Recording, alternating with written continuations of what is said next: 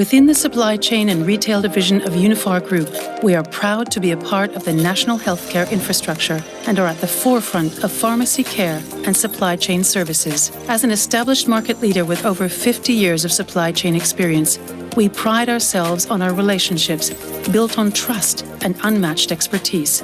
Our supply chain division ensures that pharmacies and hospitals get the medicines and products they need securely and on time through cutting-edge distribution facilities and by leveraging existing infrastructure, fulfilling over 24,000 deliveries a week. Our retail division provides industry-leading support and expertise, allowing our pharmacy customers to compete in an ever-challenging market. We operate a vertically integrated model with over 300 retail pharmacy partners, including our symbol groups, All Care and Life Pharmacy. And through digital innovation and our strong digital platforms, we are more efficient, agile, and progressive than ever before. With the scale and strength of the Unifar Group, we're constantly innovating, offering support for our manufacturer and pharmacy partners, ensuring we continue to grow, retaining our position in the market. We do this because we care about our customers' patients getting the medicine they need, and because community pharmacy is at the heart of what we do.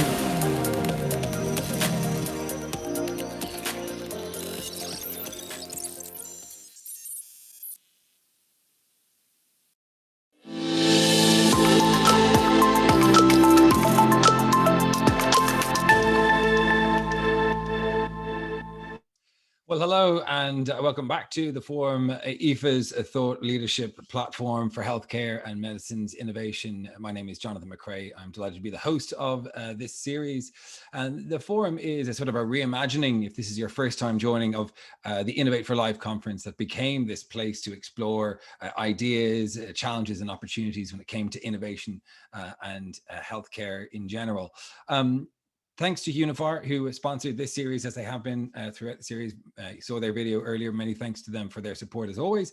Today, we're looking at the conversion of healthcare and technology industries. And we're going to be exploring how each one is shaping, challenging, and influencing the other. And asking, are they on a collision course? And if so, what does that mean for the innovation of new medicines and how we consume and how we distribute information? Our guest today is Mark Kinson. He's former Washington correspondent from the RTE turned entrepreneur with Storyful. He's now moved on to Kinson, a company that helps organizations fight misinformation and dangerous content on the internet. If you would like to ask your questions, the hashtag is IFA Forum, and if you would like to share on LinkedIn, on TikTok, why not, for the day that's in it, please use that hashtag. Lots of questions can be asked down at the bottom. We'll get to as many of those, and we really want this to be an interactive session in the Q&A button down at the bottom of your screen. But for now, I'd like to welcome our speaker for today. It is Mark Little. We'll be having a conversation about some of the ideas he discusses. But first, Mark, welcome. I'm really looking forward to hearing your insights.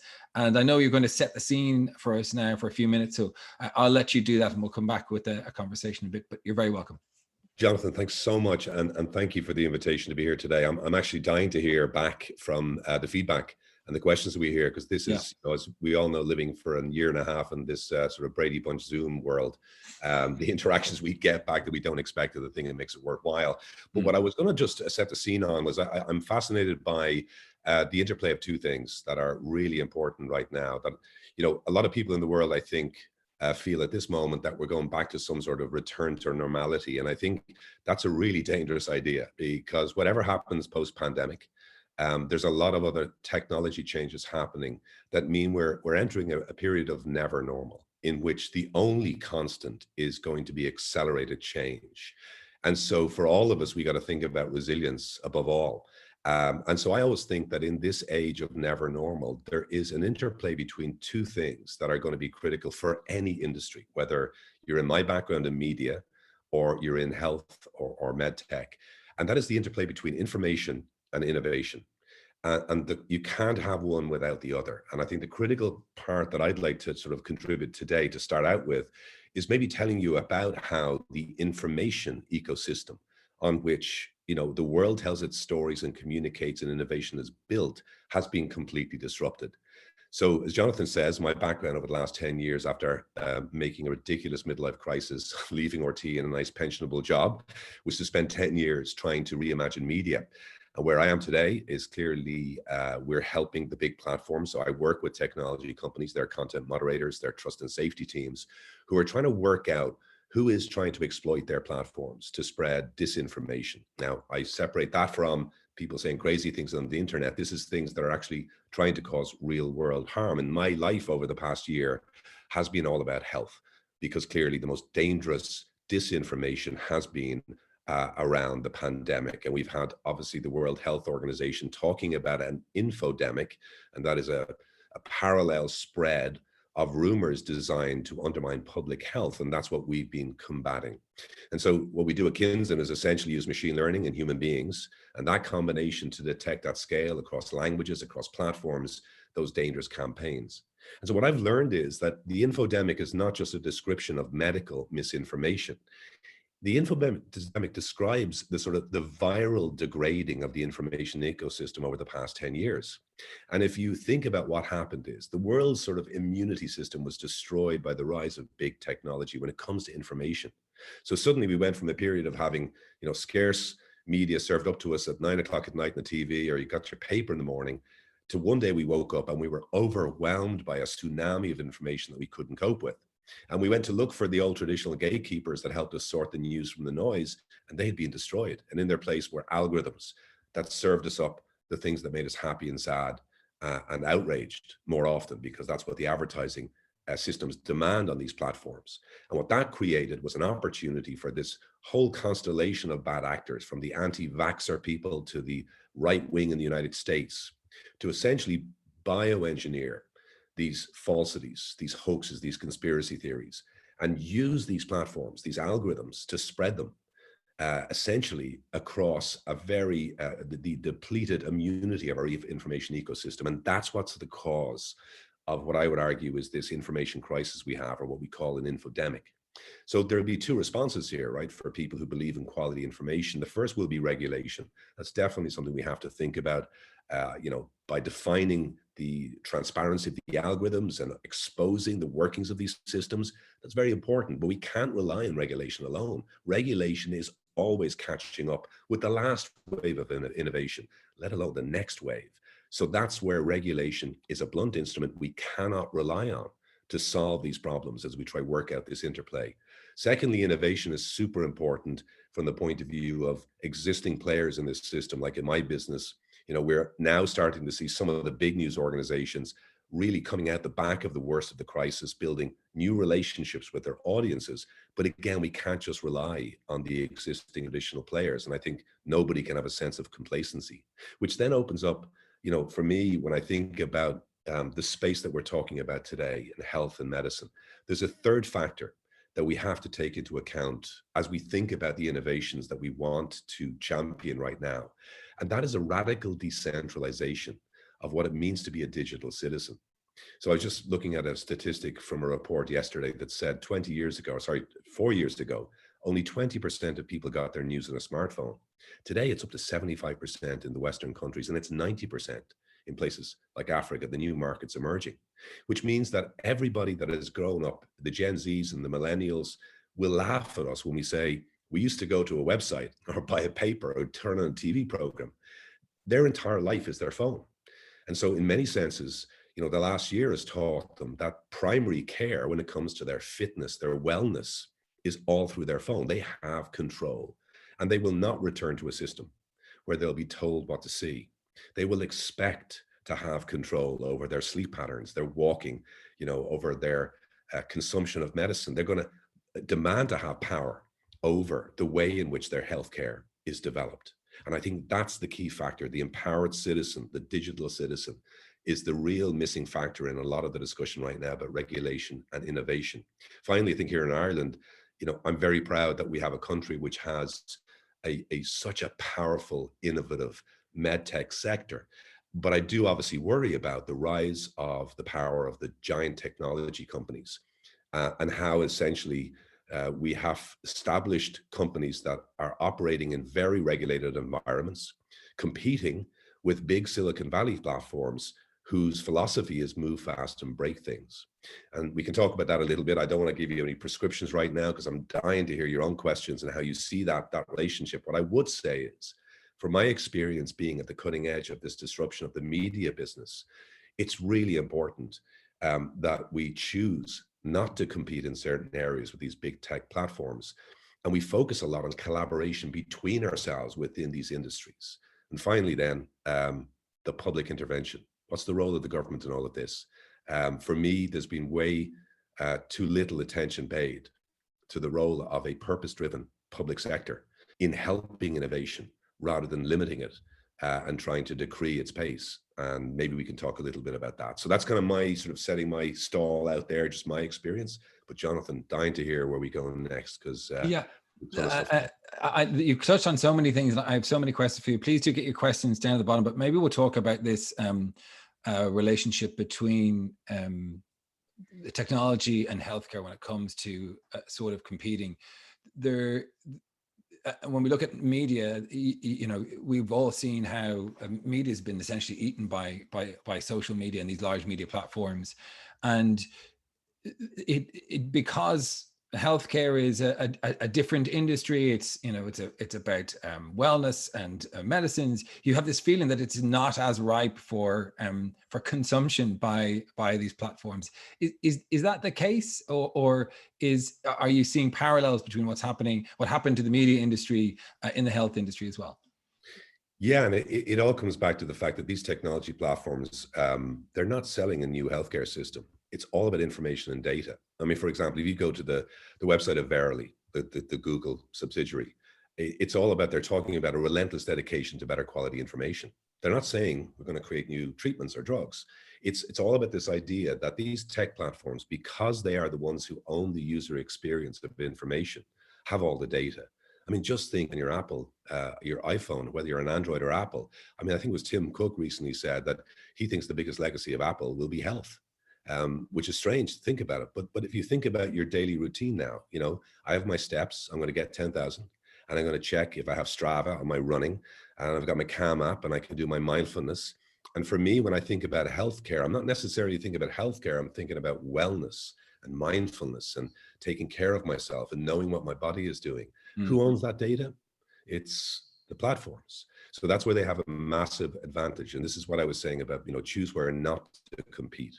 And this is the first thing they tell you as a startup, make sure you know what the problem you're solving. And I think if we try to compete with these platforms, and this is what the media tried to do initially, they were trying to build alternatives to the platforms, but they did not have a relationship directly with the ordinary person using the platform. And so I think in terms of data, information, and now the emergence of machine learning, if we try to compete with the big tech platforms and try to build alternatives to those, it won't work. So we have to make our peace with where not to compete, which is in, I think, data, machine learning, the manipulation of data, and start thinking about what is the competitive advantage we have in a world where, the exponential growth, for example, in my sector, 6 months ago, a lot of startups were like, we're better machine learning. We do ML and AI for BI and all these acronyms. And then a company called OpenMind dropped what we call a machine learning transformer, which is basically an application that allows anyone to use ML, called GPT-3. And that destroyed a whole swathe, a generation of startups like that. And in the last 6 months, for those of us who survived and didn't choose to compete there, it's been an absolute transformation. So now my company, after a year looking at this transformer, we can now go into 20, 30 languages because the machine learning open source by the technology platform has accelerated us. So that's a good I think that's a good idea, because you might see sort of analogies within, genetic technology, genetic databases and so on, and how people might interact with those, and even patient registries. We were talking about all the information that these phones are keeping. You can see an opportunity there. Just explain that this open AI system and how it's used and what it did for these companies. Yeah, so machine learning requires obviously vast amounts of computing, just to work out. So we use a thing called natural language processing in the information business. What that means is we get vast bodies of text, like we examine hundreds and thousands of hours of audio, and we can zone in using NLP, to separate out words and entities and people and places and connect them together. If we built that system ourselves, we'd have literally billions of computations going on. And then OpenAI come along, they just do it for 2 years and that's all they do. And then they offer us like an app that allows us just to plug that in and, you know, optimize for our particular use case rather than trying to build this thing. So it's a bit like Amazon developed AWS as part of what they were doing, and then they gave it to the world. It's a similar thing happening. And I think where I see really interesting things happening in this regard between health and the big tech platforms is like the use of quantum computing and diagnostics, where Google is now partnering with medical and health companies to say, listen, we have this new form of computing, which I won't even start to describe to you. It's just mind-bogglingly detailed, but it will help take all of your data and make better diagnostic decisions for you. And so it's an interesting one because it starts to show where perhaps in the health system, we can start seeing the role of the human. It'll never be replaced. So we start thinking now about what we call human in the loop systems. And this is actually taken from diagnostics, where, you know, processing patient data, there's always got to be a human at some point in the process. And so we realize that's a very, very similar thing to what we do in the information ecosystem. We have humans that pick the data, train the data, give the data to the computer, review what the computer tells them, tweaks the model. The human in the loop, this is our competitive advantage as a small team of people in Dublin competing against big platforms, but also selling a service back to them using their technology. So that is a kind of an area that I think possibly points to where there's a competitive advantage for companies that have an absolute excellence in the quality of research and development and interaction with human beings, that they can compete there. And that's where I think there is a limitation for the big tech platforms. Do you get a sense, looking at the industry, that Google, Amazon, I mean, even Elon Musk is looking at, this neuroscience startup. Do you get a sense that they want to be the next generation of pharmaceutical companies or biopharmaceutical or med tech companies? Is that what they're interested in? Or do you think these companies will always want to collaborate rather than move into that space as actual providers of healthcare? So the world revolves around the connection between an individual and a service. And they want to own that, no matter what that is, whether it's driverless cars or whether that's going to, you know, SpaceX going to the moon or Mars. They want to basically have their interactions. So the user experience of us as individuals, of the world, they want to own that. Now, the problem is until now, we've been kind of digital subjects. They've stolen our data. They've surveyed us. They've used their data and sold it on to other people. We are now entering, I think, an era where with regulation, we can force these big technology companies to give us back power. And I think this last year with the pandemic, because obviously we've all become much more dependent on technologies like this, like Zoom or our phones, that people are becoming much more aware that these big tech companies need to be more open, transparent, and collaborative. And I think that's where we see good regulation emerging. So wherever they can own that relationship, that's where they will be, whether that is in like things like wellness, for example, where literally giving people the ability to set targets for their health and their food consumption. They will want to be there, but they will not want to be taking the hard decisions in clinical trials. They don't like 5-10 year time horizons where there might be a failure. That's just not them. And so if there is an example, maybe that I personify it is, you know, I work with 12 people in Dublin. I give you an example. We serve a big content platform globally, and they have admitted they do not want to do what we do. And that's why they employ a tiny team in Dublin. And time again, I've seen this. The big platforms know what they have and what they own, that's data, but they will, wherever there's human interactions and complex human decision-making, they do not like that at all. And that's where I think we have an advantage.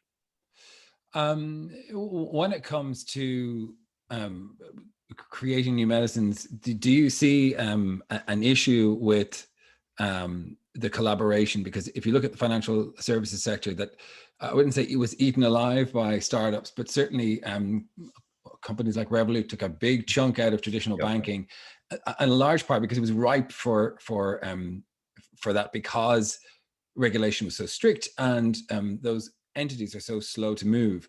There's a big sort of comparison to healthcare there. Do you see that as being a real issue, the speed at which innovation happens in healthcare? Are we actually better than you might think when it comes to innovating in healthcare? There's a commonality between all these disruptions, I think, and you're right to say Revel is a great example of this. And then we see Stripe, and we see, Square, all the payment systems. They happen at Shopify. They're one click. Amazon actually patented that, right? One click. Give me control. Control is the issue, and there's great research showing that where businesses do really well and industry survive is where they can show the user of their service that they have their back, that they're not just surveying them or taking decisions. So you think about your old relationship with the bank. Who is happy with their relationship with the bank? Come on. When you had a mortgage, or you're trying to get your cash out, or you're trying to go on a holiday, or you're using your credit card and it was stopped, nobody liked the lack of control they had when it came to the relationship to their money. Now, take that into health and say, which companies will succeed? The companies that involve the people that they need in the process. And I think this has a real implication for research and development, particularly in clinical trials, where I think we're going to have to start being more open and transparent at every stage of that process, and by involving people. So in similar way that crowdsourcing essentially drives many industries, including media, where young people expect that if you're asked a question about their health, they will also hear the answer. They will know what the data is being used for. So I think there has to be a lot of work and thought put into how do we streamline research in a way that it can involve the people that we're studying and the lives that we're studying. Now, there's obviously huge implications around PII and anonymization, but having research and development and clinical trials that are much more democratic in the way they're run and much more transparent to the people we're studying, that will be, I think, a critical factor in really honing the competitive advantage that existing players have. And a big part of that piece is being able to personalize those results to people. And we have a question here saying, do you fear the increasing personalization of healthcare? Surely it means better outcomes rather than a loss of privacy. There's sort of an exchange we have to make there, right? Yeah, and part of the reason why personalization has been so bad is because it wasn't designed to empower us as individuals, right? It wasn't, I get up in the morning, right? And I get out and I want to know, well, I used to know, but when the dart was going to come, that's gone, right? I want to know now what the tide is like so I can go for a swim in the morning, the weather, and, I want to know the basic things. I'm intentionally seeking out information. Whereas personalization was being trained to sidetrack me, show me the next. To target you rather than to help exactly. you, to funnel you into some sales channel, yeah. Yeah, and as the older I get, the more I get ads for, healthcare that's designed for people who are not of a younger age. So that annoys me, but it's reacting to the fact that I'm searching for my pain in my knee. So just think about personalization 1.0 was designed to sidetrack us and sell us things. If we think about purpose-driven personalization, which is where, I know that at 7 a.m., the thing you want right now is, I want to go out for a run, so I want to know the weather. At 8 o'clock, I'm going to tell you how to recover after the injury you just got in the run. So it learns our behaviors and is serving us back information that is intentional. I know you want this information right now because I know you best. And then obviously what we're going to see more and more is security being built around that data set. And I think we'll see a future where an individual will have literally a key to their vault of information, and they'll go to a provider of healthcare or information, and they'll basically turn the key, and the personalization will automatically understand, talk to their data, and serve them up immediately a very intentional information supply that knows them. And as long as we get the security right and we have purpose-driven personalization, then I think this is going to be a revolutionary force in accelerating a lot of the things that, and again, I'm not an expert here, but what I think probably kills a lot of great innovation in healthcare is just the time horizons and obviously the regulation around it. And I think this is where we can accelerate the advantage that existing companies with the real historical knowledge have. And that's why I think personalization could actually be the solution, while at the moment it is a bit of another power that gives big tech dominance. And also, in some respects, that sort of personalization of healthcare can actually be an alternative therapy. And when it comes to things like, for example, Alzheimer's, we know exercise and eating well, engaging in a new activity to engage your mind delays the symptoms. You can see how some of these technology apps and platforms and innovations could actually in some ways supplant pharmaceutical interventions, depending on the scenario. I think we've all have a personal experience. I have a relative who has an impairment, a cognitive impairment. And, when I look at that, I see 5 things, it's exercise, don't drink heavily, be active, have something that trains your mind. Like I could train an app today to just prompt, to nudge. And this is the great theories. If anyone studies behavioral economics, we know that, heuristics, these are these sort of biases we have that make us go to the wrong thing. We can nudge ourselves by understanding those biases and saying like, hey, I don't want to get up today and go for the walk, but we get a nudge from the app that says, you got to be active and fit. And so giving ourselves the ability to bypass the bad instincts and do the good things. This is where I think cognitive behavior can be changed. And as you say, in my case with this relative, I just wish I could have that prompt to say, hey, go down to the village and talk to somebody. Have you seen so-and-so? And I think that's where personalization unlocks an incredible power. Your phone shows you haven't met up with Tom in a while, and he hasn't moved from his house in the past 3 weeks.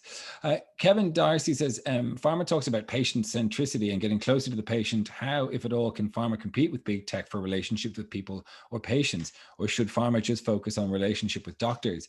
That's an interesting question, because that relationship between pharmaceuticals and the doctors is really important. They work very hard to make sure they're educated on the latest science, and they nurture that relationship to show what can be done in a particular therapy. But the relationship with the patient is one step removed. And yet it's a really important part of the patient, the patient journey. So what do you think? Should pharma? Yeah, and it's a very similar thing happens. Like Jeff Bezos back in 1997, could have revolutionized any industry. He actually had a choice of things he could have done. He chose books because a variety of factors. But his first step was, he said, okay, it's a relentless obsession with the customer. Everything else is secondary. That's all we do. We just obsess over the customer problem. Forget about your solutions. And too many technology companies, and I think too many traditional companies competing with technology companies, set up these little incubators, and they bring in under 25-year-olds and they give them foosball tables and soft furnishings and, cold brew coffee. And like they try to recreate the tech company. And that's the wrong way of doing it. The second thing I learned is those tech companies think about the first mile, always the first. And that's why Amazon patented one click. The first thing you do, get me to the thing I need. I think companies that choose to work best with big tech are the ones that think about the last mile, the part of the user experience in which a human needs a human. And this is why I talk a lot about human in the loop solutions. 99% of the work might be done by the technology, the machine learning, or the big tech platform, or AWS. It's the last 1% that defines that user experience. So with Amazon, I don't know about you, but I've got a much better relationship with music through Spotify than I did 10 years ago. I read more because of audiobooks and because of Amazon than I did before. So I'm doing more of the human things that I didn't have time for 10 years ago because someone made them really, really convenient. And I think that analogy, where in China, which revolutionized online commerce, the relationship around medical information and the relationship with doctors and their patients was improved to an extent dramatically by the likes of WeChat and the variety of different platforms that have turned the phone into the primary care system. Now, there's a lot of drawbacks. However, that idea of giving the people like the doctor or the person who knows something about health, the ability to be at the last point of contact, that's where our competitive advantage is as humans. And we just don't compete on the first mile. Leave that to the people who've spent the billions of dollars training the machine learning systems. Loads of your questions coming in. Just because you mentioned human in the loop, I'm just wondering, when we look at primary, at home triage, the GP interaction, it's interesting to see how many people nowadays are favoring non-face-to-face interactions, even though in healthcare that they've really been a primary focus on one of the benefits of having that sit-in with a GP, for example.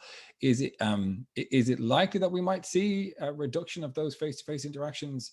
And can that be as good? Can a GP visit be as good if it's completely virtual and done by an algorithm using sensors to measure things like temperature, heart rate, even do scoping and uploading images? You know, I personally believe the answer is yes. I think potentially yes. I'm not saying it will be. I mean, I think about this. I was talking to a dentist yesterday who sold his company, and he said, "But I'm staying on because I know the patients, and this company is going to take care of all the HR and the ops and all that kind of stuff that really made my life misery. And I'm just going to focus now for the rest of my career on the people that I know. And I know you." And we had a chat. He knew everything about me for the last 10 years. In our community, the GP retired recently, and that's it. The relationship is gone forever. That GP was the source of all the health information for that community, and that person's retired, and that office is closed, and that's gone. Now, can you tell me that's a better outcome than me, who might travel and go to different communities, or I may have all my information and I can bring it to somebody, whether that's an in-person visit in an office, or that's somebody like when my experience of primary care has been to ring a clinic and say, "Hey, I have a pain in my back, I had a strain," talk it through. And then there's definitely some action we can take. I basically think that the idea that our relationships, our data, the experience of what, even if we don't understand it, will never go away, will be there for someone to come along and look at. So, I think potentially this is going to create a revolutionary improvement in people's health. That's what's most important, isn't it? And if the quality issues we have, like with misinformation in the information system, with quacks and conspiracy theories and people hijacking conversations about wellness, they are definitely growing pains of this system. But I think that's where the solution potentially is. How do we sit at that last interface? That's really where the opportunity is. Yeah, I think we should probably talk about the disinformation part, because it's very much your domain, but we said we'd be a slave to the questions, and someone has asked something following on from what you were saying there about, being able to bring your medical information from one place to another. It really surprises me that given everything that we have, we still haven't found a way to create a central file that has everything about me that I can share portions of it to different agencies. It seems like such an obvious open goal, but someone says, what is the role of blockchain in unlocking medical data? Yeah, and we've gone on this detour, which is horrible, with Bitcoin and currencies and Dogecoin, and we missed the point about blockchain. We thought about, now we're thinking about blockchain as some sort of digital currency. It's never been about that. The idea, I think, initially, and I was involved, one of the first investors in my company was a blockchain company that wanted to do for information what it had seen done in energy. For example, leasing, aircraft leasing is already actively using blockchain to establish the provenance of the different relationships there. There's a great example I love. It's about honey producers in Manuka in New Zealand. It's actually a defined, as they call it in wine culture, a little sort of terroir, and they have blockchain. So they know that any honey with Manuka on it has a provenance built in to everything about the shipping, the distribution, and it's unbreakable. And I think what we're going to end up seeing is that's going to be applied to things like energy creation at local level. People who have artisan food will have essentially an ability as the community to own. So therefore, there is definitely, I think, for businesses, a great application of blockchain. I don't think blockchain is necessarily the answer for individuals. I think I've seen better, Tim Berners-Lee has a project working on a vault idea, Solid it's called. I think interpersonal, where the individual owns the data.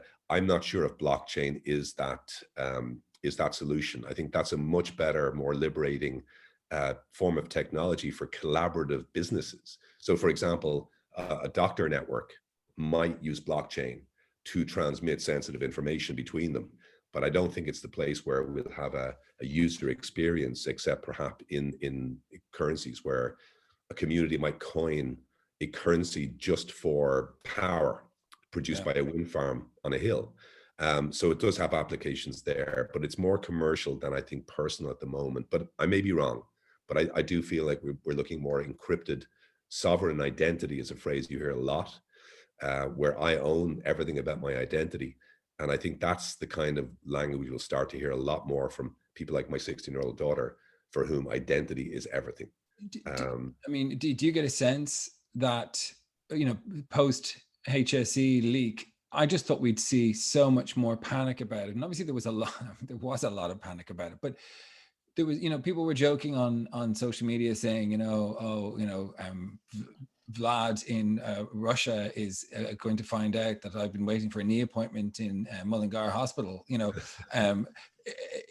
Are we as is this generation and the generation younger and younger still, are they as het up about that health information being so private?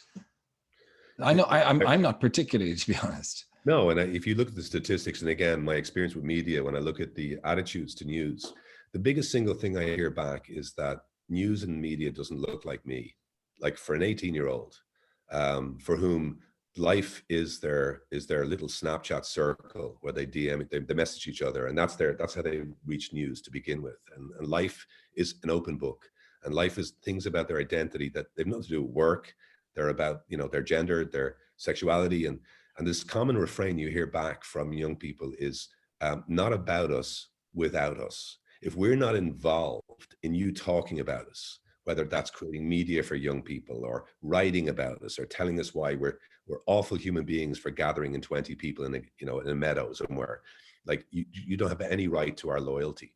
We're happy to share among each other, but we're not happy to be behind you. And the biggest alienation and anger against media is from people who are under 24 years old. So I would argue that that is an absolute red flag to anybody who thinks that, young people have the same concerns as we do, because we grew up in an era where irony, privacy, having, newspapers that we could touch and books we could touch. Like, we're also paranoid at an older age group, and younger people laugh at us, but also increasingly there is a bitter edge to their laughter that I think we should ignore at our peril. Mm. We have a question here from Robert Love. He says, we have all the global tech and pharma leaders here. How do we create a purpose-driven public sector in Ireland that leverages this to put us at the forefront of innovation? There is a sense I've gotten from stakeholders in this industry that there isn't a huge amount of support or emphasis on innovation in healthcare, or an understanding of that. How do you get that? How do you get the government to recognize healthcare innovation in the same way as it sort of recognizes technology innovation? I was talking to a researcher not directly in medicine, but was saying to me that they work in the United States, and they're in US and Irish University. In the United States, it's like, what do you want to do? Okay, that's going to cost, how much is it going to cost? 10 million. Over what time period? 5 years. Okay, let's go try raise that money. In Ireland, it's like, we got $500,000 or euro. What'll that get you? And it's that attitude is just so, for me, endemic in Europe, is this attitude that we have short time horizons.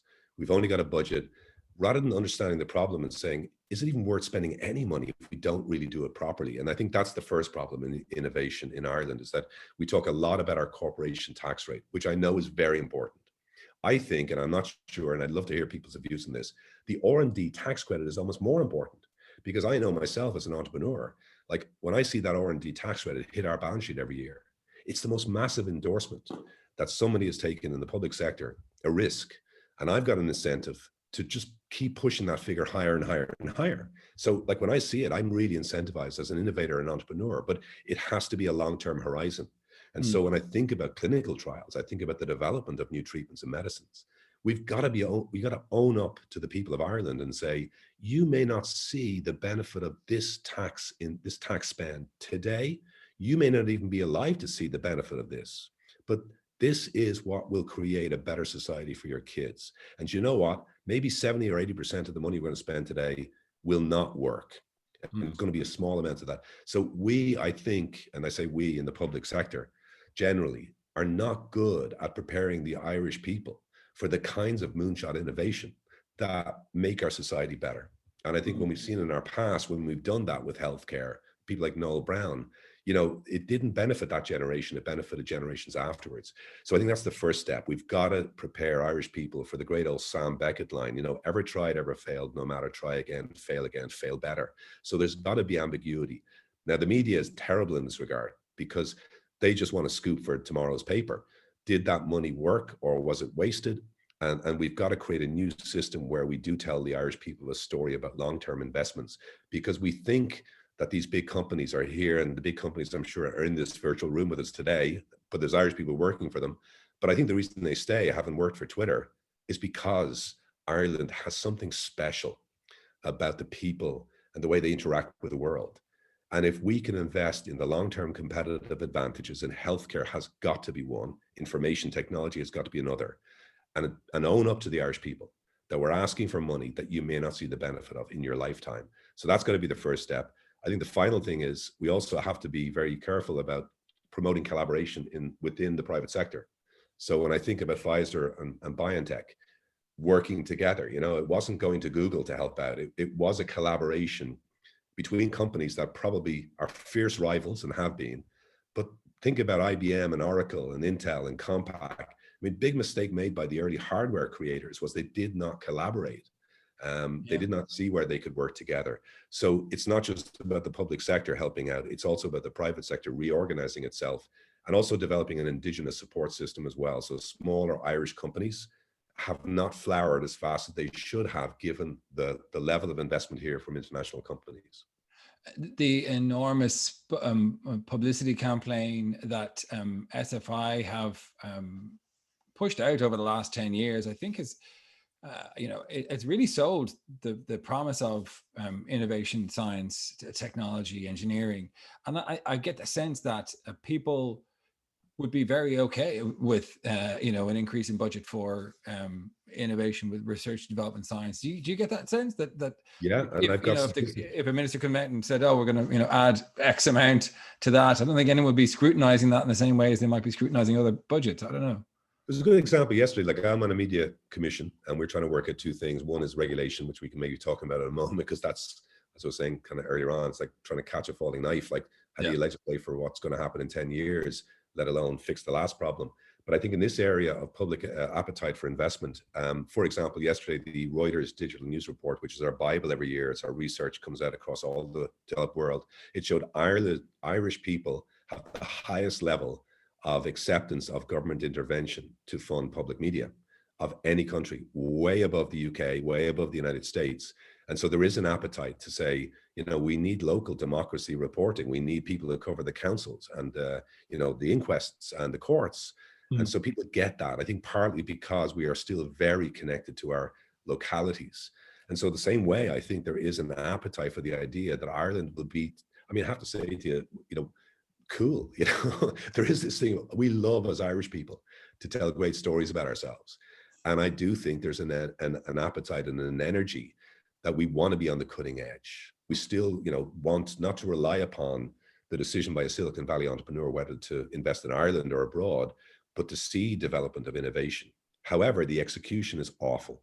And I think part of it is the early stage funding is designed around VC metrics. Now, venture capital has a really important role, I think, in long-term development and funding, but there's a need for really innovative ways of funding early stage companies that are indigenous, that spin off perhaps from big platforms. I'll give you an example. When I left Twitter, there was a reorg in the company and 20 people from the Dublin office left.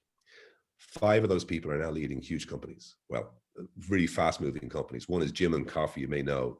Yeah. Sales guy from Twitter that I, really brilliant guy, Niall, went out and created a company that's just doing really well. Another's in sports marketing. I'm doing my thing, and another's a venture capitalist. So this is where I think I'd like to see the young people in the audience who are working for big multinationals thinking about a future in which they make a leap maybe after 5 or 6 years and create something they know is solving a problem. That's the key. But we don't really have enough funding at that point, and not enough incentives for that person to get out of the golden handcuffs and take a risk. And that's, I think, part of the problem, not just about scaling, but about the seeding. Quick yes or no one here. Do you fear the R&D tax credit would be at risk from a change of government? Yes. I will leave it as a yes. I do fear it. We can talk about it more because it's misunderstood. The corporation tax rate, I have to say, has to change. We know that. Double Irish that got rid of in 2014 had to go. But the R&D tax credit is a completely different animal, and it's not understood. And I know, sorry, yes and no, I should have said just yes and left it there. No, it's fine. No, I meant if you wanted to just leave it yes or no. So let's talk about regulation. What are the challenges there, do you think? So I think obviously in the terms of health, particularly given the paranoia that we've seen around the leak, I think people are always just so paranoid about their bad old days of relationships with doctors in the medical establishment that was so patriarchal and so paternalistic. And I think you can't talk to a person of a certain generation who absolutely is petrified by healthcare. Whereas my kids are totally different. My kids have just gone to North Carolina. They got their vaccines. They were looking forward to it. They were talking about it. They're experts of AstraZeneca versus Pfizer, Moderna. So there's a totally different generation. So there is an absolute paranoia about privacy among regulators that I think is now an impediment. I think, as we say, if technology can protect the privacy element, then we should be accelerating the ability of an individual to own their data and for that data to be used for better healthcare and better treatments. And that has to be the first and foremost thing. So I think that's one aspect. I think the second aspect— there are innovators in that space, right? There are companies that basically are sort of gatekeepers, and they anonymize. You give them the data, they clean it and send it back to you. So I know there's one innovative company doing something like that for a number of different sectors. Like, there are ways of giving that peace of mind, right? Yeah, but the problem when regulation happens is, how can we stop something is the initial instinct. And I see this right now. There's online harm is the big regulatory push at the moment to protect people against illegal content online, whether it's disinformation or child exploitation or all the horrible things we know are on the internet. And the issue is, how do we stop that? Not how do we empower the individual to filter that stuff out? How do we give a power to the person? And that, I think, is also the case with healthcare regulation, is that we're always thinking about preventing a leak of something, as opposed to, well, how can we better able an individual to work with innovative companies, you say, to make better use of the data they do have and they accumulate over time, to take control of their identity. I think that's the first thing. The second thing is, we're always looking back. So in the case, I'm on this media commission, and part of the problem is we cannot solve the last 5 years for Irish media. It's gone. I mean, we're not going to rectify the loss of income. All we can do is try to incentivize the sustainable, resilient business models that we know are the future. So membership, subscription, donations, and being more in touch with our audiences. And I think this is where the key is to help news organizations. This is the regulation that we're looking for, to develop a deeper relationship with their communities. And out of that is going to come up the business model that will help them survive. So thinking about the next 10 years has to be the regulators' first instinct. Is it very hard to regulate in that environment where you literally just don't know what the next thing is? Yes, and I think that's where you've got to, it's like the famous old, I'll butcher the Heisenberg principle here, but like the act of observing an object changes the nature of the object. Like, watch the momentum, not the thing. So today, 73% of people use their smartphone for news. It's going to be 95% in 3 years. So look at the technology momentum and then think about that, rather than saying, here's an institution called the Irish Times. How do we protect that? Well, we should be protecting those institutions, but it'll be a different format. It's not going to be a newspaper. So let's not get too wedded to what it looks like today. Let's look at the underlying tectonic plates. What will be the thing in the user experience of healthcare in 5 years' time? What's that look like? Not how can we protect the existing institutions of public health? So I think that that's where I've seen the mismatch. And a lot of this is also short-term political influence. Like, I have huge and ever-growing respect for Irish public servants, but I also have ever-growing fear that they constantly are up against short-term time horizons. The next election is not even long enough out there, thinking about, like, we got to get the next spending estimate. So we got to have this finished by the time the budget's prepared. And that short-termism has got to be called out by the media. And I think also by the organizations that represent innovative Irish companies and innovative companies in Ireland. It's that short-term horizon, I think, which totally muddies the water. Yeah, it's when it comes to the voter or the public to be informed these sort of things, they're not a lot of the time they're not burning issues when it comes to, a comment here from Michael Rooney saying, I imagine politicians will say there's no votes in supporting scientific innovation. It's difficult to sell the benefit. Has Mark any ideas on how to make these investments ideas more saleable to the public or voter? Anything that isn't tomorrow is always difficult to sell, right? And I think my take is a slow and steady output of showing those benefits and giving a general appreciation. What would your thoughts be? I mean, it's hard to say this is really good for us in 10 years time, but you got to spend the money now. Yeah, I think part of this is also appealing. And if you think about a political issue that I think was one of these issues, it was the marriage equality referendum.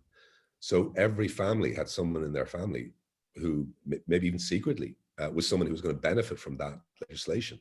And that's what I think caught people by surprise, was that there were people who were very conservative, older age groups, were voting for their son, their daughter, somebody who they knew had left Ireland because it was a very regressive place. And I think that was that idea of tapping into this sense that we're all impacted by this. If you told me that I could vote for something that would make sure my grandkids were free of a particular disease, and we had a reason to think Ireland could be the place to do that. Now, I tell you what, if I'm a politician and I'm looking back in the history of Ireland from Sean Lemass to Noel Brown to even Ruairi Quinn, who brought in the corporation tax, what does the history book tell us? We always thought about the people who broke us out of the way we were thinking right then. And I think, and I have to think as someone who's in the media, that's the kind of thing that sells, I think, to people. Another thing is geographical distribution of innovation. I think you're looking at medtech clusters in Galway, for example. My brother runs a hotel in Killaloe in Limerick, and it's all people who work for big pharma or big medtech around him. So the idea that, in a small rural community, there's somebody on the cutting edge of medical technology. I mean, that's where innovation starts to feel real and local. And then I think also because now we all have the experience of a decentralized, empowering healthcare, in terms of our phones as well. So this is touching many more people's lives than, moonshot innovation back in the 60s in the United States. We're not sending someone to the moon. We are charting the future of our families and our communities. And that's never been more real for a kid who's 16. In the old days, health was something we tried to avoid. Now it's something that we control every moment of our existence. Yeah. So don't tell me in some way this is not an issue that impacts people in a very tangible daily way. And I just don't think anyone's articulated that. Now, there's lots of structural difficulties, and I'm not in any way, ignoring them. And we are obviously in the European Union, but I have to think that anyone who says you cannot sell the vision of a long-term health initiative. It comes down to the much maligned communications professionals like yourself and myself, Mark, who perhaps were underestimated the importance of. But when we saw that, as we see this disinformation, the importance and the power of storytelling to change behavior is absolutely huge. Yeah, and this better than anyone. Look at the rise, and I don't mean to diminish this, the celebrity, medical professional in the last year. This moment is a moment we are craving for expertise. They're craving somebody. And it's similar almost like, a group of people, you got friends. So one person in your group will tell you about the music recommendations. Someone will tell you about the Netflix recommendations. Someone you'll go for the gadget, someone food So in our lives, we always want to have somebody that knows something more than we do. Someone like us who's smarter. That's what we crave. And I remember covering US politics and going into a diner in Iowa in 1996, and the mayor of the town said to me, I said, what are they looking for in their presidential candidate? He said, someone like them, but smarter. And that is this moment. We all want to see the likes, of the people who are expertise coming up and telling us, but talking in a way that we feel they have our back. And that has been the missing piece, not lecturing us. And that's when I think government communications have failed in the past year, where A, they feel paternalistic, and B, they don't prepare us for the ambiguity. So we did not wear masks at the beginning of the pandemic, and people told us not to, and that changed, and that's good. But we did not communicate that properly, and that undermined and fueled misinformation. So prepare people for the ambiguity, don't be paternalist, and think like the person who's in their group, who's their health, the person on health who knows a bit about that because they're just obsessed with it. When it comes to this sort of disinformation, like one of the problems I see is this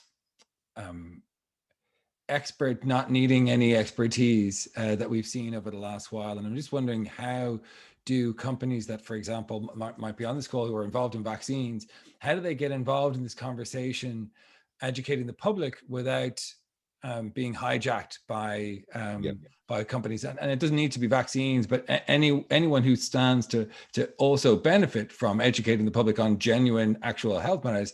How do they manage those communications when you're looking at TikTok being one of the largest platforms for communication, information, and news in the last couple of years? I think this is where the analogy to the pandemic is very, very strong. So we think about super spreaders a lot, and these are people who are influencers. They may not be an expert in healthcare, but they're the people who just happen to say, you know what, I don't believe all this COVID nonsense. Now, they may be people talking about beauty or makeup or whatever, but they're very powerful. That they happen to be the super spreaders.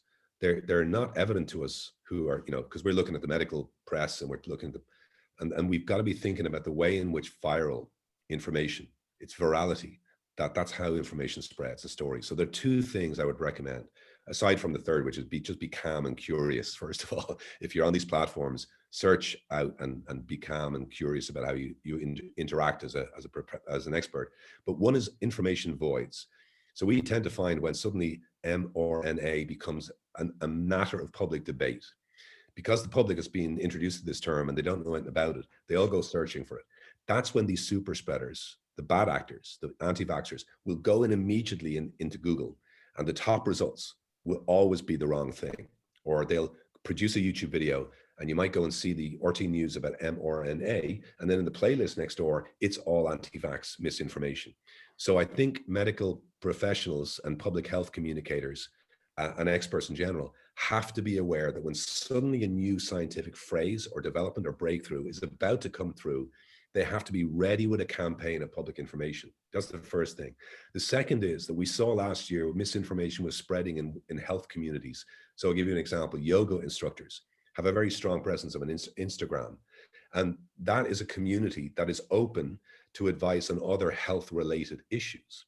And what was happening is the disinformation super spreaders were jumping into the comment sections and saying, you look like somebody who's a bit skeptical about traditional healthcare. Well, can I tell you about, this ivermectin or whatever it was? And they were hijacking influencer communities. What I would like to see is experts partnering with people who don't automatically feel like their community, but a yoga instructor or, someone who is health and fitness. These are people who are craving connection with people who have, in your case, I would say to this audience, the expertise, have a positive impact in their community. So it's the influencers and the super spreaders. If we're not engaging with both of those people, fighting one and engaging with the others, and we're relying on traditional media, it won't work. And that's obviously there's difficulties in what you can do with it. The pharmaceutical industry is so regulated in how you can engage with the public that there may be challenges there. But it seems to me a more persuasive way than suddenly having a presence on TikTok and trying to connect with an audience by being a large, multinational corporation. Like those sort of interactions are not what people are looking for, even though, those channels are available, right? There was two great stories that I thought were brilliant examples of great communication. One, it was medical professionals in the United States were doing TikTok videos, and they were making use of the fact that you can have these stickers on the video. So they were like singing a song that was essentially, happens on TikTok as a particular song gets popular and everybody does a lip sync to it. And these were doctors who were taking that song and then they were applying a public health announcement saying, this is what's up. And they were so powerful and so incredibly viral in a good way. And I just thought, well, what if, there was people being encouraged to do that and to be more, and the people who are actually the front line. The second was, again, back to BioNTech, the story of the remarkable story of mRNA, and the idea of the history of this study. I mean, I was reading John M. Barry's book, The Great Influenza from 1918, and it's like a thriller. And I don't think the story of the kind of like almost, as I say, thriller element of the development of treatment and medicine and what we know about it, that story is being properly told. Because, Jonathan, like you're one of the rare people who actually loves science in journalism. Like it tends, most people on the beats, don't necessarily like the beat they No. cover, you know, with the exception perhaps of sports people. But business people don't, business reporters don't necessarily like business. And so I think there's maybe a place for not so much traditional media, but for people who put their hand on their sleeve and go, I care. Yeah. Like and it comes through, like give some, you know, promote the people who feel passionately about it, and they are often the best communicators, or they start off being clunky and don't understand what they're doing, but they often rise to the top because of that geeky obsession with it, but also the passion that comes through. And as humans, we really respond. We really empathize with people who are into something. Yeah, and I think this has been seen, for example, when I look at some of the stories I've seen that have been really incredible, have been some of the companies like in venture capital. Andreessen Horowitz is probably the star performing VC. It now has its own publication. Now it's transparent, saying like, hey, we're promoting ourselves. However, like we're transparent about that, but like look at all the interesting things happening in this, that. And you know, I think there's a place for corporate communications that changes, that's much more transparent. Don't try to have a press release out there or influence or pretend your PR, your press releases. Other than that, tell a story. And I think that's what it's all about, storytelling. Well, it's been great speaking with you, as it always is, Mark Little, CEO and founder of Kinzen. Thank you so much for joining us. This was our 5th edition of the forum. We'll be back with more after the summer. We'll be taking a break, but you will get information on the next forum session wherever you found the information for this one. I'm not privy to that information, but we hope to see you the other side of the summer. Mark Little, thanks very much, and have a great week. Thanks, Thank you, guys.